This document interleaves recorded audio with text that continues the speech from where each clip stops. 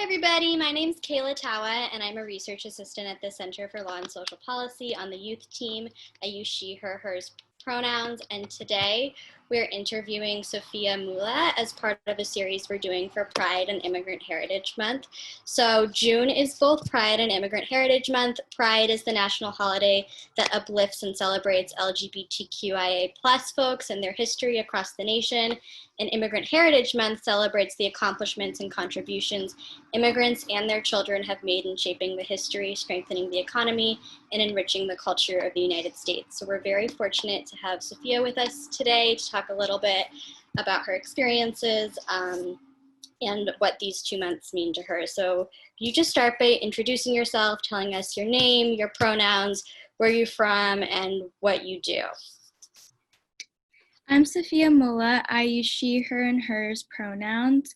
I am from Mobile, Alabama, and I am a rising senior at Furman University, which is located in Greenville, South Carolina. Right now, I am interning with SMYAL, an organization which supports and empowers queer and trans youth in the DC area. We provide the youth with opportunities to learn and develop skills, as well as teach them to advocate for themselves. Yeah. Our first question is, with June being Immigrant Heritage Month and Pride, what do these months mean to you? So I just started working with SMYAL actually on June 1st, and it was very fitting at the time for an organization that supports LGBTQI youth. I am a South Asian woman living in America, and I also identify as bisexual, so this month is super important to me.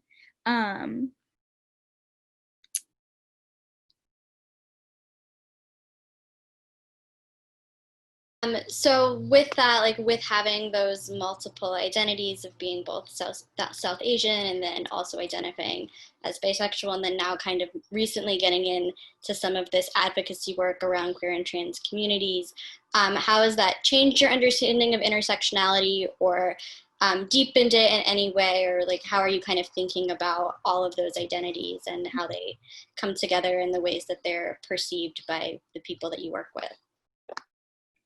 So getting the opportunity to work with SMYAL has opened a lot of doors for me, especially with educating others in my community. I grew up in a very conservative society here, and it is still conservative to this day.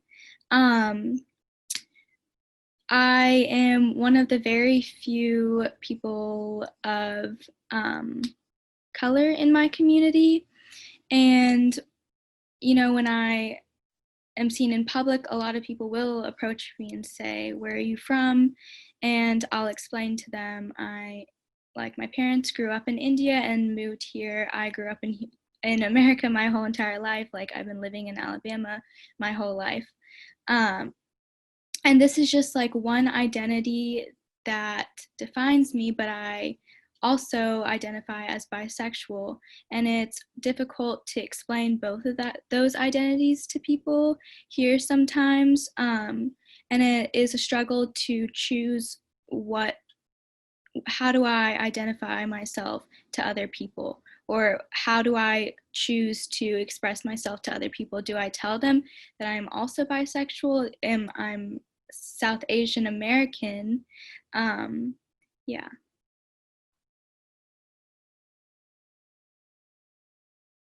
With that and with kind of those assumptions that you're talking about and different kind of questions about how to present and how open to be, like what do you feel like is missing from a lot of these conversations that you wish people were more aware of, or they talked about more, or it was just kind of more out there? I think that there is a lack of global awareness about intersectionality, especially in the West and in our country of America. So a lot of people, like, especially where I live, like if they see someone of a different nationality they view them as only having that one identity and kind of blocking out other options for how they identify themselves. And it is not just,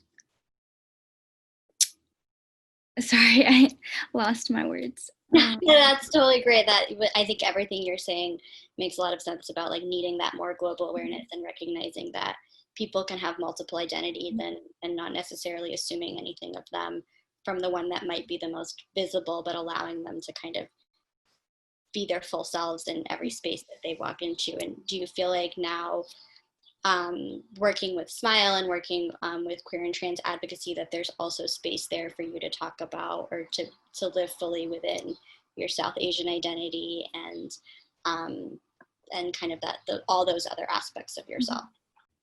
Yes, I definitely feel like I've gained a lot more confidence in my identity. And of course, there's always barriers that come with being a woman in today's society, and especially a bisexual woman, and on top of that, a South Asian American woman. So there is some discrimination, but I have definitely been more confident in embracing that and embracing my own identity. And so that kind of leads into our final question, which is there's so much happening in the world right now.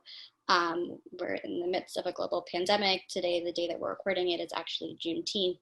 And there's just so much happening right now. So a lot of Pride celebrations have been canceled, but what are you doing to celebrate Pride amid everything that's happening right now? What do you want people to know about anything that your organization SMYAL is doing or that you're doing personally? So with a lot of like celebrations and like including parades being canceled, yes, it is upsetting, but as the queer and trans community, like we can make our voices heard in other ways. And one of them is definitely educating people. And I have found myself like having more conversations with family and friends, intentionally trying to gear our conversations to talk about queer and trans rights and race and ethnicity for sure. My organization SMYAL is hosting an upcoming national youth conference called Rise Up, and I am working on a resource guide with another intern, so that will be up soon.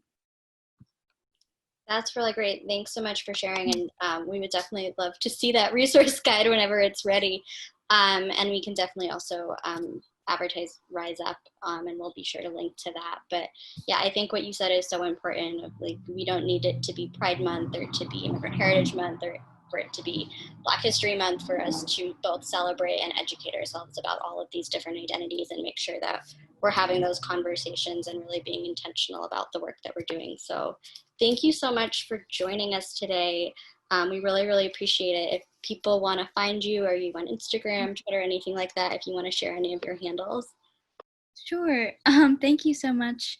So my Instagram is at Safiya_Mulla. And yeah, that's pretty much the main social media I'm on right now. But yeah, thank you so much. Yeah, awesome. Thanks so much for joining us. It was really wonderful getting to talk to you, and I'm excited about all the things that you're doing and all the things that you will continue to do. So thanks so much.